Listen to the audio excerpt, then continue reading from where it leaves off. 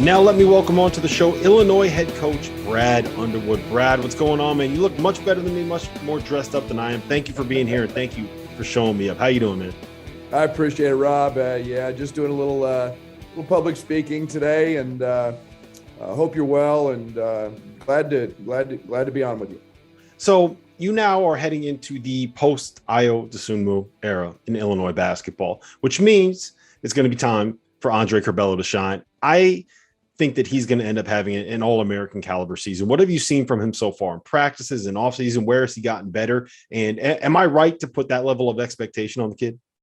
Well, he's extremely gifted, Rob. He's very talented.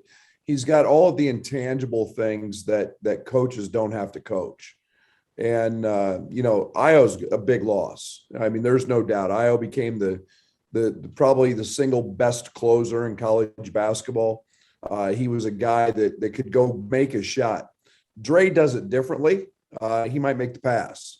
He might make the play that doesn't not necessarily the shot. But I think you're fair in saying that. I think if you look at the way last season ended, very easily could have been MVP of the Big Ten tournament. Mm-hmm. The games played without Ayo. He held. He's a natural leader. And I think that's something that he relishes that. And the one thing he does not have is fear. So I'm excited he's on our team, and I think he's a guy that's very capable of making a huge jump.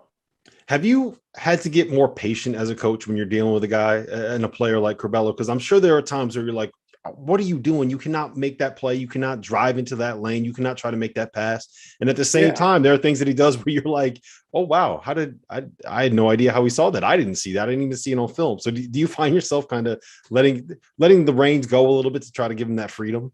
Yeah, a lot of times I ask him why and what he saw. And and usually it's the right play. And where I've had to have some patience, and he's going to make some of those. But what I'm trying to get him to understand is time and score. And sometimes it's okay to do that. And sometimes time and score, we've had 2 or 3 bad possessions. Hitting a home run's not the answer. Sometimes hitting a single is the answer. And but he's so gifted. I don't want to stunt that growth. I don't want to stunt that imagination. It is very special, and there's truly nothing he can't do on the court. So it felt like this offseason with Kofi was kind of the quintessential college basketball 2021 experience, right? He declared for the NBA draft. There was talk about him potentially transferring. It felt like you had to re-recruit him back to school in the first place and then back to Illinois instead of going to another program. He's back, though. And what kind of presence does that provide? Like, I don't think there's a league in the Big Ten that has a more powerful front court across all of the teams than the Big Ten does. And Kofi is probably the biggest guy in that league. So are you first and foremost, are you happy to have him back? I think I know the answer to this one. Yeah, I'm elated. I think for a lot of reasons. One, Kofi's unique, not just in his physical presence and his athleticism, but who he is as a young guy. Kofi never has a bad day. If the world was filled with Kofi Cockburns, this would be a much better place. He's always got a smile. He's upbeat. His leadership capabilities and abilities have grown as he's been in the program. He understands. He's a really bright kid. He understood his legacy here.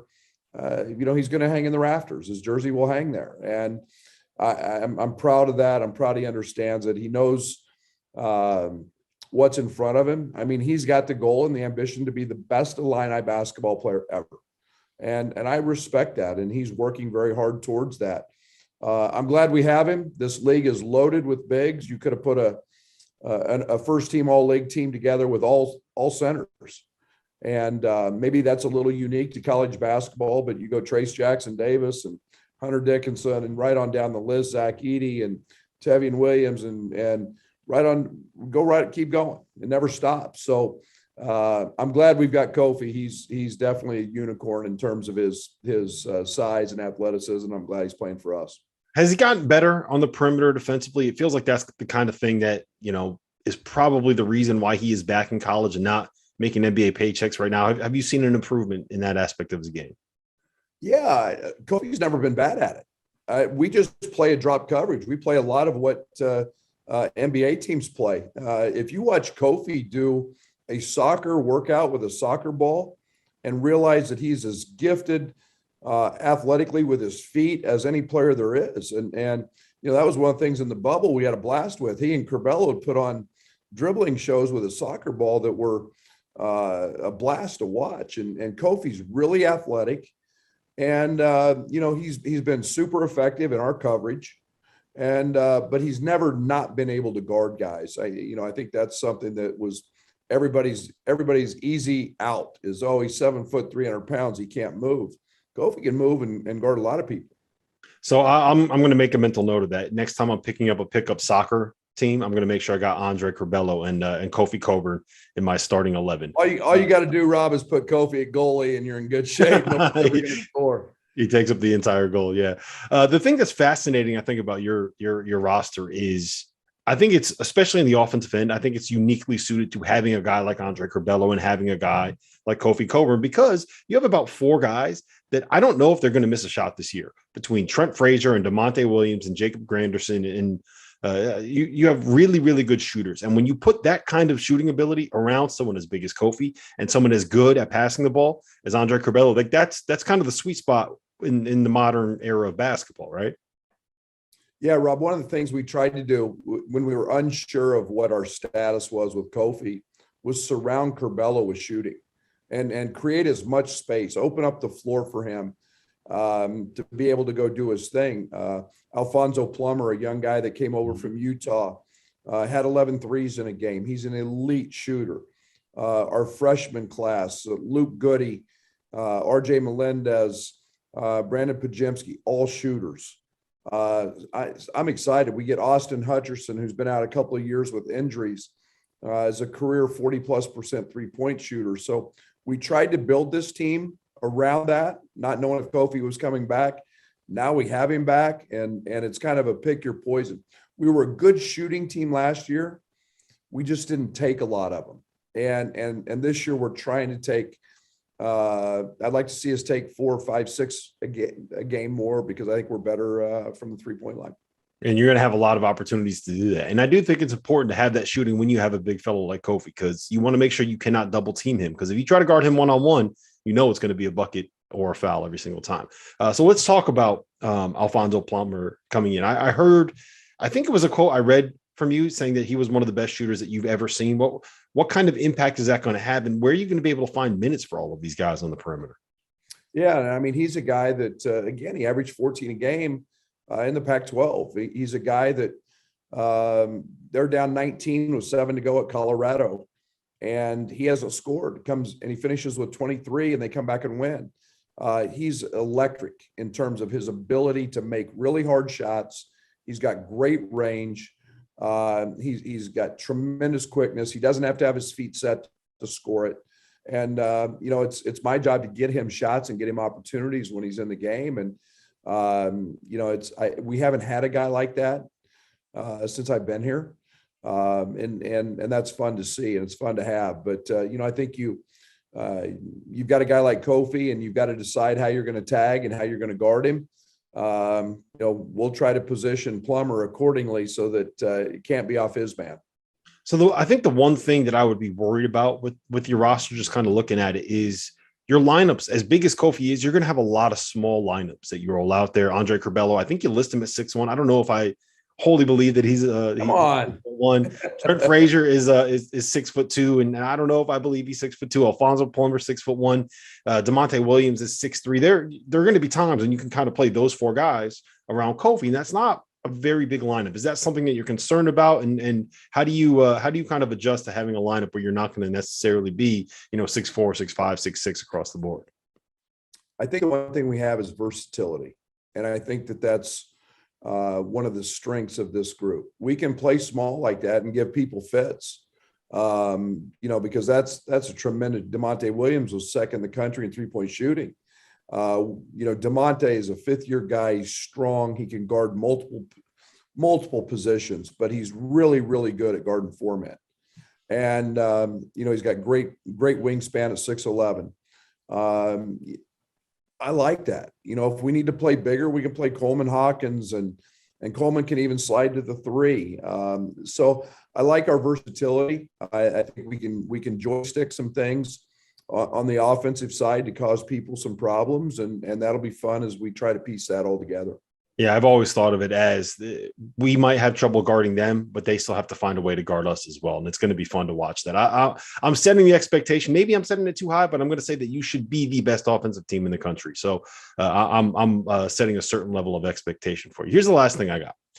It feels like for a team with as many really good pieces coming back as you guys have, feels like you're flying under the radar a little bit. You're coming off of a 16-4 year in the Big Ten. You're coming off of a Big Ten championship. You're coming off of a year where you were a number one seed.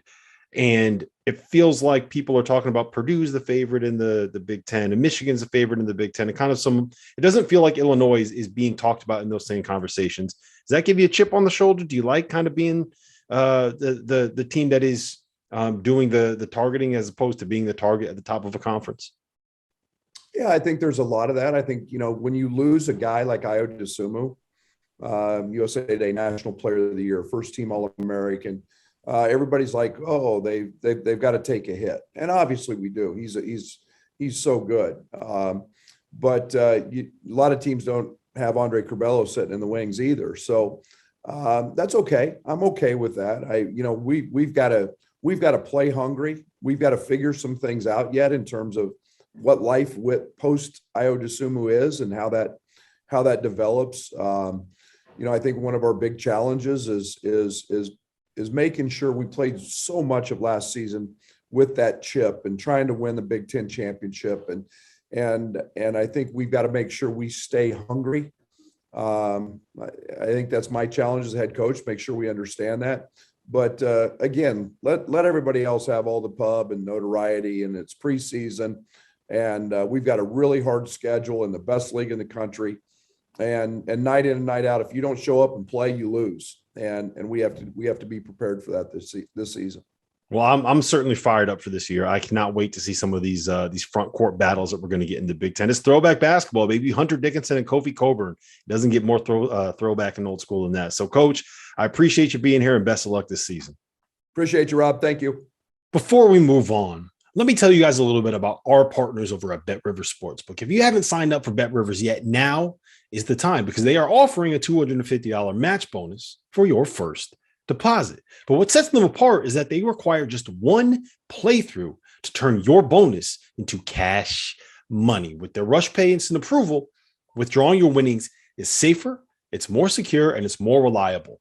Now that basketball season is tipping off, get in on the action at betrivers.com today, or by downloading the BetRivers iOS app. You must be 21 years or older. If you have a gambling problem, call 1-800-GAMBLER. And while I got you here, let's talk about the Field of 68 Media Network, where college basketball matters most all year round.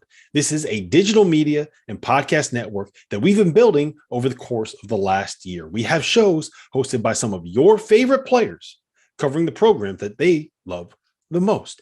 AJ Guyton hosts the House of Hoosier. Eric Devendorf covers Syracuse on the scorer's table. Dan Dickow hosts the Gonzaga Bulldog broadcast. We have Florida's Patrick Young and Duke's Andre Dawkins and North Carolina's Shammond Williams and Michigan's Stu Douglas and Illinois' Deion Thomas. The list goes on and on and on. We have more than 30 shows right now. So hit the links below and check them all out. And while you're at it, make sure that you go check out the Field of 12 Media Network, your home for college football. That was Illinois head coach Brad Underwood. And now joining me is former Illini player Sean Harrington, who does some basketball analyst work, and he's going to help me break down this Illinois basketball team. Sean, what's going on, man? Thanks for being here. Yeah, absolutely. Excited for the season to start. It should be a great one.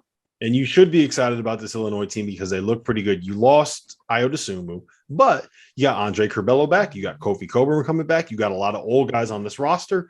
So let me start with this, right? The hype is going to be around Kofi because he was the guy that averaged 17 and 10 last year, the big monster in the middle. But in my mind, I think that this team kind of hinges on what Curbelo can end up being, how good he can be at a point guard, how well he can kind of step into that full-time lead guard duties. What are you expecting out of him, and what are you hearing out of him during this offseason? hearing great things from Curbelo and just the offseason that he's had. He's wowing people. And, college basketball is all about guards. And as long as he plays well, this team's going to be really good. And it really does fall on all of his shoulders. He's special. There's things that you can't teach. He just feels it. He just gets it. He makes passes. He makes plays that not the average player sees on the floor in real time. You go back and watch the film, and it's like, how did you see that in live action? I was very fortunate. I got to play with 3 tremendous guards at Illinois, and Frank Williams, Darren Williams, and D. Brown. And I see some similarities there. You're talking about 3 guys that were flashy, that made plays that nobody else saw or nobody else could do, but they also got you the ball where you could score and you didn't have to go create. And that's what Curbelo does. He's going to get the ball to Kofi. He's going to get the ball to all these shooters that are surrounding him in spots where they can score the basketball, where they don't have to go and create a play. So a lot of pressure falls on Curbelo. As good as this team can be will depend on how good he is throughout the year. But based on what we saw last year, based on what I'm hearing over the summer, he's ready for it. He's capable of handling that. I think he wants to handle it. He plays with a chip on his shoulder. He plays with that swagger that you like to see. He's entertaining to watch, but he's terrific. And it'll be fun to see how has he improved from last year as well.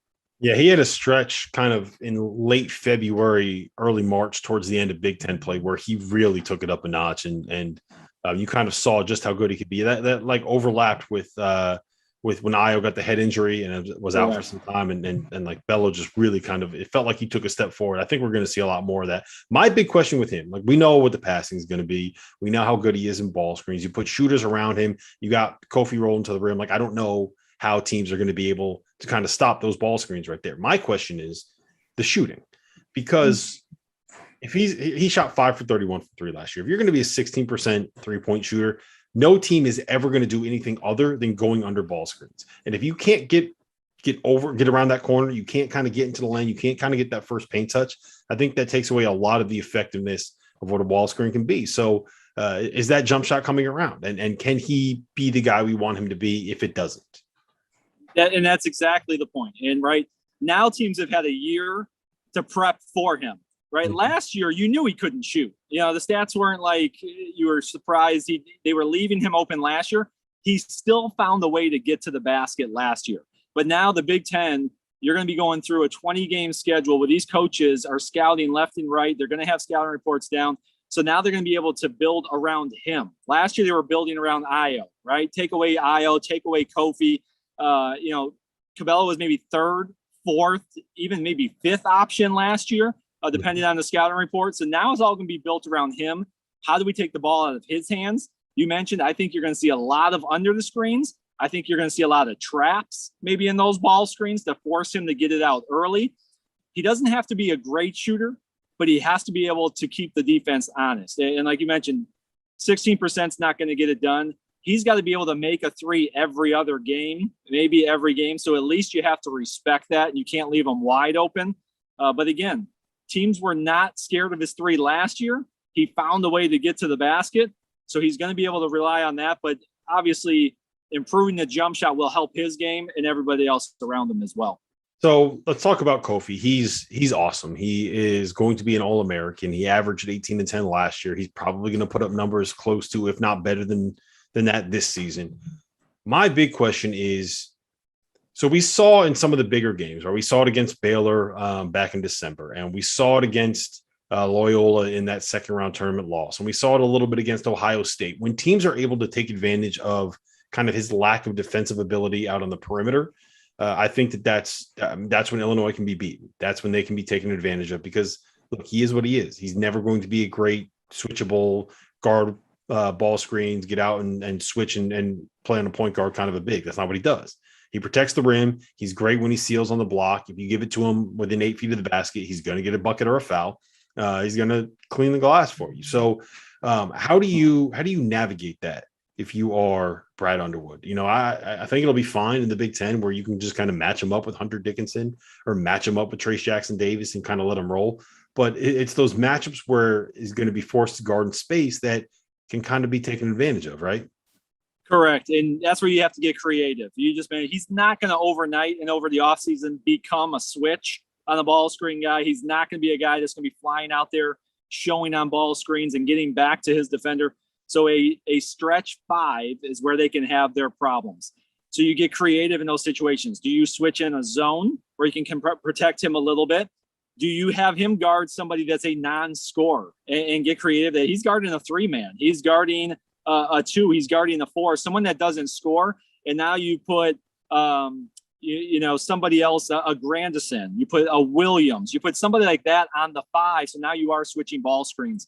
And so that'll be difficult then for other teams to kind of adjust if they can see maybe there's some junk defenses being thrown in there against those smaller teams. Maybe they see, okay, Kofi's guarding a 3-man, and now they got to start game plan. How do we take advantage of that instead of worrying what they do well?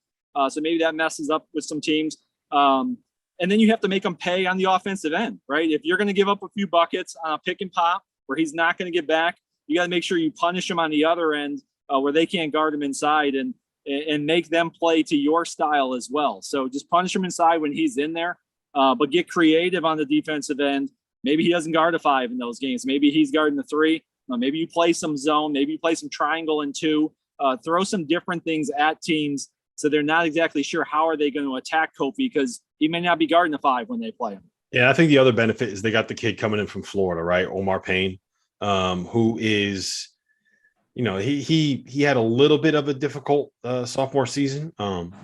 There was a reason to kind of be a little bit excited about him at Florida, but like everything at Florida was kind of weird last year after what happened with Keontae Johnson. And I think that he probably has that ability to, you won't use him in every matchup. You won't play him 30 minutes a game. But if you get into a situation where, they're being taken advantage of, like what happened against Loyola, you can kind of plug him in there and that'll solve some of those holes. Trent Frazier.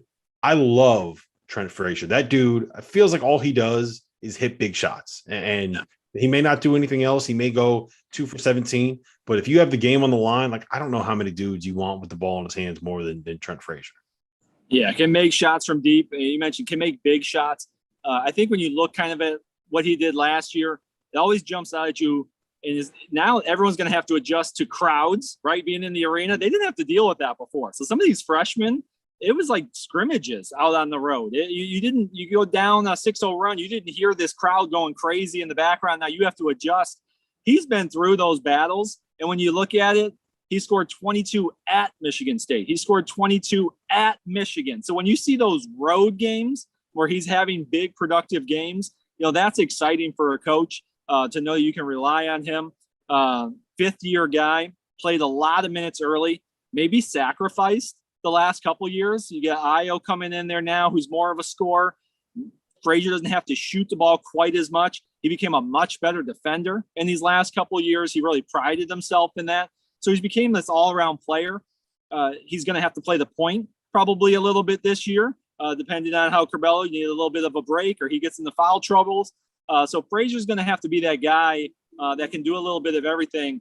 But no question, hitting big shots down the stretch, on the road, those type atmospheres, there's probably nobody on this team that you could trust more than him in late game situations, considering everything that he's been through over the last 4 years. So I think what's really, really interesting about this team now is the amount of shooters that are going to be kind of in those wing spots. We talked a little bit about Trent. We haven't talked about DeMonte Williams yet, who shot something ridiculous, like 55% from 3 last season. Jacob Granderson is a 40+% 3-point shooter. Alfonso Plummer, transferring in from Utah, averaged 13 a game in the Pac-12. Another career 40% 3-point shooter. Austin Hutcherson, crazy athlete, a guy that can kind of play in one of those roles as well. So when you can put Andre Curbelo in those ball screens, coming off of Kofi Cockburn with guys that are not going to miss around him, but guys who also are going to be good enough defensively that can kind of mix it up, that can kind of play that switchable style. I mean, they are going to be very, very difficult to guard. And I'd be really surprised if Illinois didn't end up like we're looking up in February and they're like the number 1 team on KenPom in offensive efficiency. Yeah, no question. Coming back to your coaching, like I was a coach on staff, the first thing you do getting ready on a scouting report is what do we take away from this team? And that's what you kind of look at this team is you got a point guard in Curbelo who's very, very talented. So that scares you. You have Kofi on the inside who's just dominant. So that scares you. Now, you just mentioned all the shooters around them. So Mm-hmm. you can't double team those two guys a lot. You're giving up three. You have to give up something. And when you look at this team right now, how they're assembled, it looks scary on the offensive end. And you get Curbelo in the middle of the floor where he can operate. You get Kofi setting high ball screens in the middle of the floor. You have Granderson who catches it at the top of the key, who can feed Kofi from the top. There's no help from the wings now. You're going to have two shooters maybe in the corners that they can't suck in. So that's going to take defenders out. It opens up the lane for Curbelo. It opens up the lane for Kofi. It opens up those diving lanes that you just kind of mentioned with Kofi. How many lobs did we see last year? I expect to see a whole lot of lobs again this year coming off those high ball screens. And when you space it out now, last year I would have pinched in a little bit on Illinois from the corners. You take your chances giving up some threes to take away the inside of Kofi, take the drives of Ayo and Curbelo. You can't do that as well this year with those shooters on the outside. You mentioned Plummer. I think he's an X factor to this team. What does he bring? A guy that made over 2.5 threes a game. Will the minutes be there for him to get that many attempts, with all these guards around him? But I heard Brad Underwood say he's the best shooter that he's maybe ever coached. So if that's the case, I would expect his numbers to be in the mid 40s from three. He's not going to have to take the volume of threes because there's so many guys that can shoot and score around him, but he's going to get good looks. He's going to get open looks, where in the last couple of years, maybe he had to force a few things because he was kind of the go-to guy on a Utah team. Now you're just getting wide open shots off penetration and kick, wide open shots off double teams from Kofi. You're going to see some guys get some open looks, and they're going to make you pay. So it's scary how to attack this team from a defensive standpoint right now. What do you take away first? And I think right now it still has to be Kofi on the inside. How are you going to double team that? How do you slow down Curbelo? That's going to leave the perimeter wide open for this Illinois team. Yeah, I think the other concern that I have with them is not just Kofi's ability on the perimeter. If you look at their best lineup, right? If you put your best 5 players on the floor, a lot of times that might end up being Andre Curbelo, Trent Frazier, Alfonso Plummer, and maybe DeMonte Williams with Kofi Cockburn. Like, all of a sudden, your backcourt gets really, really small. So I'll be curious to see how Brad Underwood decides to deal with that. Does that mean he's going to start pressing a little bit more, maybe trying to guard guys in the backcourt, try to get up under some of those ball handlers for some turnovers? Does that mean that we're only going to see 2 of Curbelo, Frazier, and Plummer on the floor at a time? I don't know what the answer is there, but that's something that I think he's definitely going to have to figure out and work through. Yeah, play through those lineups, those matchups. How do you do it? You just mentioned, I would agree, those might be the 4 best players with Kofi, and you're looking at 6'3", probably, and under at all 4 positions. A 6'4" maybe we'll give DeMonte Williams. So you're looking like 6'4" and under at every spot but Kofi. But again, play to that as your advantage now. You mentioned it. I saw some stretches last year where they got after teams on the perimeter defensively, where guys were catching it 30 feet from the basket. Offenses were starting way out. I think you can do that a little bit with a lineup like that. I think you could speed teams up, force them to play out, or force them to beat you to the basket where you have Kofi sitting back there as a shot blocker. You have Payne sitting back there as a shot blocker, depending who's in the ball game. But use that to your advantage, and you can play small with those guys and really speed up the other teams and really cause some havoc on the defensive end. And Illinois was so good last year at deflections and digs and just making it difficult to run offense. Even when teams scored, felt like they had to work really hard to get some of those buckets, and that wears on a team throughout the game. So I'll end it with this. Illinois is coming off a season where they won 16 games in the Big Ten. They went 24-7 overall. They spent most of the season as a top 10-ish kind of a team, a lot of time as a top 5 team, and they finished the season as a number 1 seed in the NCAA tournament. You are losing one of the iconic players from recent Illinois basketball history, with Ayo Dosunmu going and leaving, and I think he's with the Bulls now, right? So, what would qualify as a successful season for Indiana this year? They have a roster that's going to be really dangerous. You have 2 guys that could end up being All-Americans. You're also trying to replace a guy that a lot of people had as the preseason National Player of the Year heading into last season. So how do you define success in a year like this for Illinois? Well, I think they've set the bar high. I think the expectations are there. I think a Big Ten championship is the goal. I think it's a realistic goal. I think this is a team that is good enough to win the Big Ten.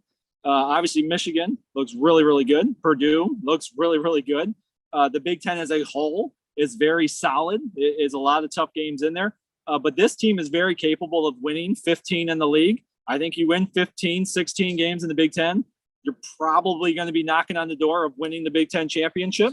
And that, if you win the Big Ten this year, you should be a 1 seed. So I think it could be very similar expectations to what you had last year.